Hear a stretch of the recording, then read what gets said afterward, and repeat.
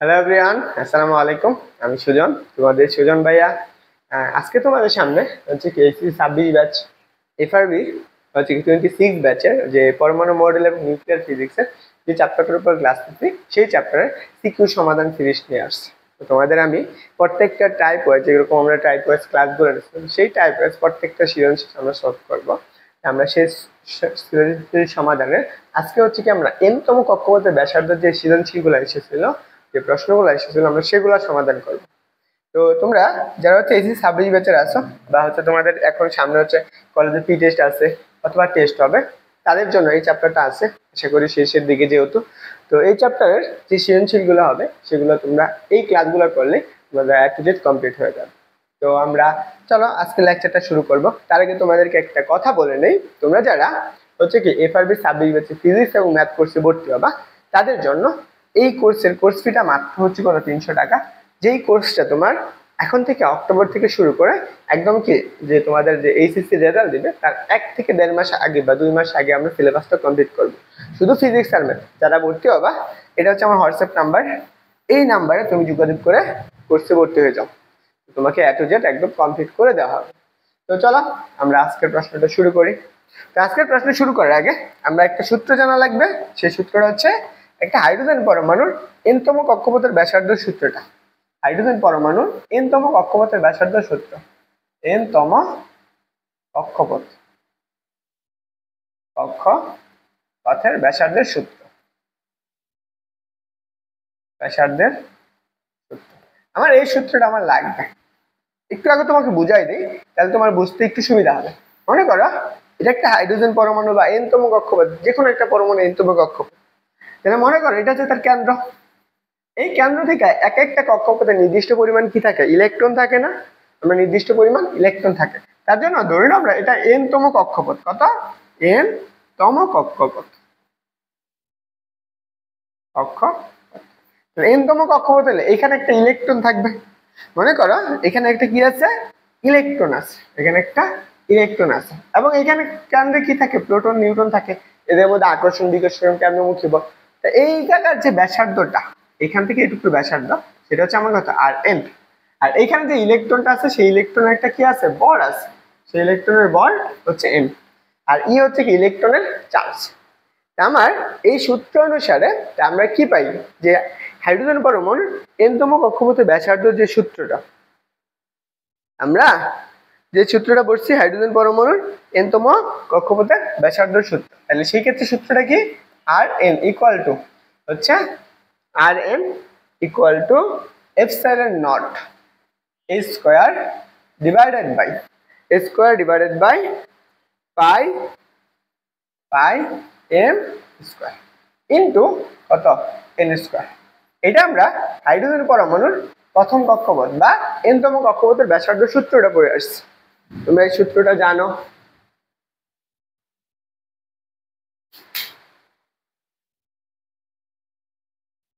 তাহলে এখন এইটুকু হচ্ছে আমার জিনিস। আমার এইখানে কি কি কোনটাকে কি বলে আমি এটা একটু বলে দেই, তাহলে তোমাদের জিনিসগুলো আরো ক্লিয়ার হয়ে যাবে। এন্ড এইটা প্রথমটা মনে রাখবা, তাহলে হবে এপসাইলন নট।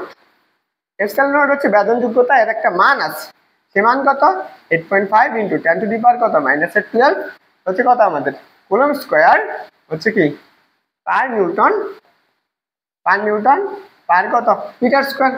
তারপর হচ্ছে প্লাঙ্কের ধ্রুবক, এটা হচ্ছে আমার কি প্লাঙ্কের ধ্রুবক, সেটা হচ্ছে এটার মান কত 6.626 into 10 to the power -34 joule second. এটা হচ্ছে প্লাঙ্কের ধ্রুবক। আর পায়ের মান তো আমরা জানি, এম হচ্ছে কি আমার ইলেকট্রনের বল। আমরা ইলেকট্রনের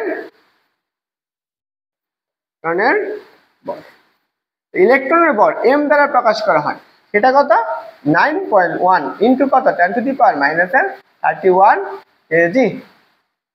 তারপরে হচ্ছে কি হচ্ছে ইলেকট্রনের চার্জ, এর মানটা কত, এর মান হচ্ছে 1.6 ইন্টু কত 10 টু দি পাওয়ার -19 কুলম্ব।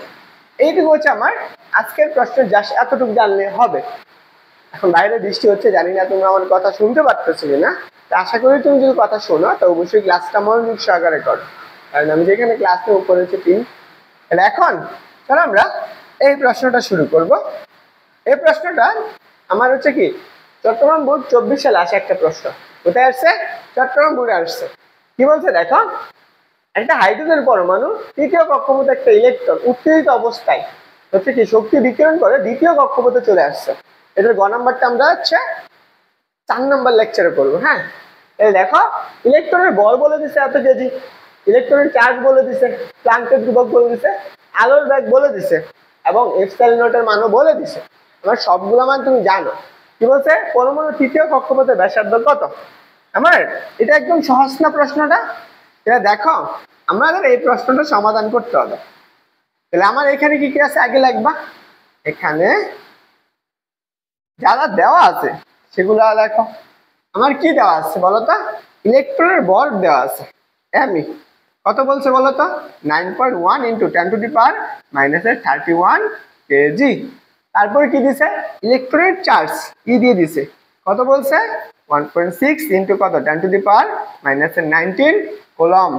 তারপরে কি বলছে? প্লাঙ্কের ধ্রুবক এইচ এর মানও বলে দিছে। কত বলছে? 6.63 × 10⁻34 জুল সেকেন্ড।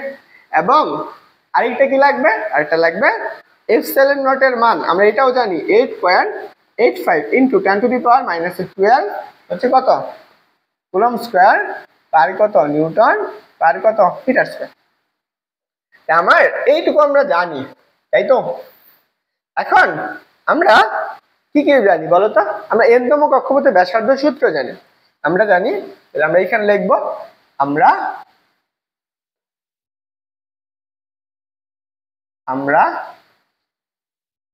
জানি। আমরা জানি আমরা n-তম কক্ষপথে ব্যাসার্ধ সূত্র, n-তম কক্ষপথের ব্যাসার্ধ। তাহলে rn সমান কত পড়ছো? rn সমান আমরা এটা পড়ছি না, এপসাইলন নট হচ্ছে কত a square divided by m pi কত পড়ছি m pi square into n square. আমরা এই n এর মানটা আমরা পরে বের করব। n-তম কক্ষপথ আমি জাস্ট এইটুকুর মানটা বের করে রাখবো, যাতে আমরা যে কোনো ম্যাথের ক্ষেত্রে এইটুকুর মান তো সেম, তাহলে জাস্ট n এর মানটা বসাবা। তাহলে এখন আসো আমরা দেখো, তাহলে আমরা এখানে কি করতে পারি? এখানে আমরা rn এর মানটা বসাইতে পারি। এপসাইলন নটের মান আমরা জানি 8.85 × 10⁻12 ইনটু দেখো h এর মান কত 6.63 × 10⁻34 এটার উপর কত স্কয়ার। নিচে কত আছে? নিচে হচ্ছে m এর মান আমরা জানি 9.1 × 10⁻³ কত -31 না। পায়ের মান তো আমরা জানি 3.1416 কিন্তু এর মানও আমরা জানি কত? আমরা জানি 1.6 × 10⁻⁻19 কুলম্ব। উপরে কত স্কয়ার ইনটু n স্কয়ার। বুঝতে পারছো? আমরা এইটুকু আশা করি বুঝছে। তাহলে দেখো আমরা n-তম কক্ষপথে ব্যাসার্ধটা বের করে ফেলি। তাহলে এখন এইখানটুকু যদি আমি মানটা বের করি,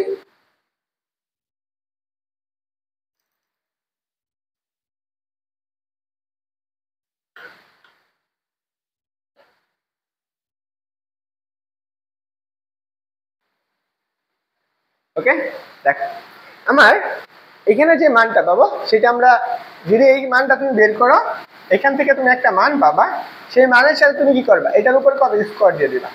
এইটুকু তুমি যদি বসাও, যেই মানটা আসবে সেটা হচ্ছে কি আমার n-তম কক্ষপথের ব্যাসার্ধ কিন্তু সূত্র। কিন্তু আমার প্রশ্নে কি বলছে বলতো? প্রশ্নে আমাকে বলছে যে 3 নাম্বার কক্ষপথে, তাহলে কি আমরা তৃতীয় কক্ষপথের ব্যাসার্ধ। তাহলে আমরা কি r3 ইকুয়াল টু কত? এই যে বক্সটা আছে এই বক্সের মানটা তোমরা বসাবা। আমার ক্যালকুলেটরটা কাজ করতেছে না, তাই জন্য আমি বসাইতে পারতেছি না। r3 × a ইনটু কত n স্কয়ার। n এর মান কত? n এর মান হচ্ছে 3, তাহলে আমরা কত দিব? 3 উপর স্কয়ার। তাহলে আমরা এখান থেকে কত পাবো? r3 3-তম কক্ষপথের ব্যাসার্ধ। তাহলে এখানে যা আসবে 9 ইনটু কত মানে এই বক্সটা। তাহলে এটাই হচ্ছে তোমার আনসার, এবং আনসারটা কোন এককে আসবে? মিটার এককে আসবে। বুঝতে পারছো? তাহলে হাইড্রোজেন পরমাণু বা যে কোনো পরমাণু n-তম কক্ষপথে ব্যাসার্ধ সূত্রটা বের করে নিতে পারবে। তো তোমাদেরকে আবারও বলছি, যারা এখনো একদম বেসিক থেকে শুরু করবে আর জিরো লেভেলের তারা তাড়াতাড়ি কোর্সে ভর্তি হয়ে যাও, আজকে রাত 9টা থেকে আমাদের এই কোর্সের ক্লাস শুরু হবে। ওকে, তো চলো আমি তোমাদেরকে কিছু হোমওয়ার্ক দেই, যেই প্রশ্নগুলো তোমরা পারবা। এখানে কি বলছে দেখো, একটা পরমাণু উত্তেজিত হয়ে চতুর্থ শক্তি স্তর হতে দ্বিতীয় শক্তি স্তরে ফিরে আসলে ওই সময় তড়িৎচুম্বকীয় বিকিরণ ঘটে, তার মানে শক্তি হ্রাস করতে ইলেকট্রন বল আদান দিয়ে দিছে, শূন্যস্থানে বেদনযোগ্যতা দিয়ে দিছে এবং প্লাঙ্কের ধ্রুবকের মানও বলে দিছে। দৃশ্যমান আলোর তরঙ্গ সীমা বলে দিতে হবে এত থেকে এতর মধ্যে। তাহলে দ্বিতীয় শক্তি স্তরে ইলেকট্রন কক্ষপথের ব্যাসার্ধ নির্ণয় করতে বলছে। তার মানে আগে যেটা পড়ছিলা, তাহলে আগেরটা আর এন ইকুয়াল একটা বক্স পাইছিলা ইনটু কত এন স্কয়ার না, ওই বক্সের মানটা বসাবা আর এন স্কয়ার বসাবা, তখন কত দ্বিতীয়তম কক্ষপথ, তাহলে কত, তাহলে হতো যে 4 এই একটা বক্স 4 ইন্টু বক্স এত মিটার, একদম সহজ একটা। এটা তোমার কাজ হোমওয়ার্ক, তুমি একটু ম্যাথ বড় করে করবা, এইটুকুর মানটা বের করে দেখাবা বা সূত্র বসে ক্যালকুলেশন করবা, এটা গেল। তারপরেটা হচ্ছে এটা তোমাদের হোমওয়ার্ক করবে, হ্যাঁ এটা তোমরা খাতায় বাসায় বসে ক্যালকুলেশন করে আমাকে জানাবা। তারপরেটা দেখো, এটা আমার মির্জাপুর ক্যাডেট কলেজ আসছে, এটা হচ্ছে মির্জাপুর ক্যাডেট কলেজ। এটা তোমরা কি করবা, এটার এই গ নাম্বার প্রশ্নটা তোমরা করবা, করে খাতায় ক্যালকুলেশন করে তুমি অবশ্যই ক্লাস নোটটা কি করবা পোস্ট করে দিবা। আমরা দেখবো যে তোমার এই জিনিসগুলো ক্লিয়ার হয়েছে কিনা, তোমরা ক্লিয়ারলি বুঝতে পারছো কিনা।